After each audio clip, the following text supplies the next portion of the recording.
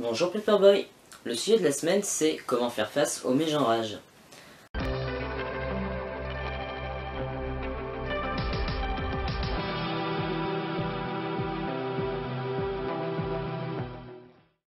Alors déjà le mégenrage en fait c'est quand quelqu'un utilise le mauvais pronom et les mauvais accords pour vous.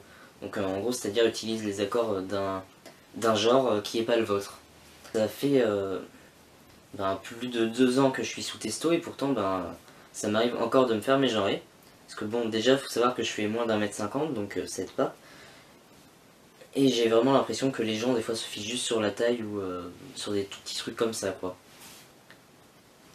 En gros donc à un moment donné en fait on peut rien y faire. Le truc qui serait bien à faire c'est de corriger directement les gens dès qu'ils se trompent. Mais j'avoue que ça devient un petit peu lourd quand c'est genre la 50e personne qui se trompe ou un truc comme ça. Non, ce qui peut vous rassurer je pense c'est de savoir que les personnes cis aussi se font mégenrer, ça arrive. Notamment je sais que dans ma fac il y a un mec cis qui fait une taille à peu près similaire à la mienne. Et du coup, il se fait mégenrer des fois par le personnel, ça arrive. Donc en gros, les gens, ils ont juste un baromètre de taille dans la tête, dans les yeux, quoi, donc c'est chiant. Et le meilleur truc qui serait à faire, c'est de refaire toute la société, que les personnes arrêtent de vouloir préciser une civilité derrière un bonjour ou un au revoir, parce que ça sert à rien, et c'est pas moins poli. Au contraire, c'est plutôt impoli justement de mégenrer quelqu'un, donc c'est mieux de faire en sorte de dire juste bonjour, au revoir, comme ça au moins il n'y a pas de risque. Alors certes, qu'on soit cis ou trans, c'est vraiment emmerdant de se faire mégenrer, mais la différence que les personnes cis ont avec nous, c'est que ça va moins les atteindre, tout simplement parce que ils n'ont pas dû vivre un moment donné où qu'ils ont dû demander à leurs proches de changer de pronom, de devoir attendre que ça rentre dans la tête de vos proches. Non, les personnes cis, depuis la naissance, sont à peu près bien genres, enfin ils n'ont pas dû passer une période de plusieurs années où ils étaient mégenrés systématiquement. Et du coup, en fait, quand une personne trans se fait mégenrer, ça lui rappelle un peu ça.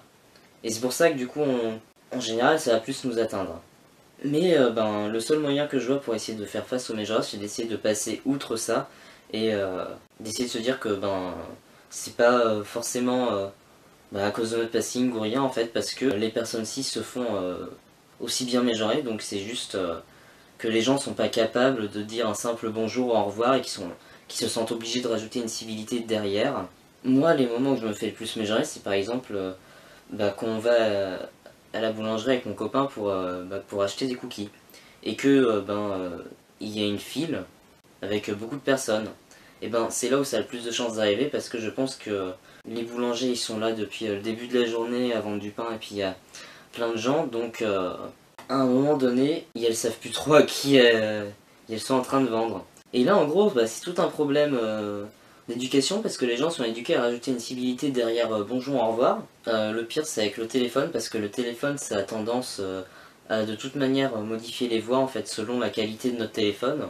Donc c'est là où je me dis que les secrétaires au téléphone devraient encore moins essayer de préciser de civilité. Parce qu'un téléphone, ça distord la voix quoi, voilà. Donc là aussi, si vous faites souvent mégenrer au téléphone, faut essayer de vous dire que c'est pas votre faute, c'est soit votre téléphone ou soit le téléphone de votre interlocuteur.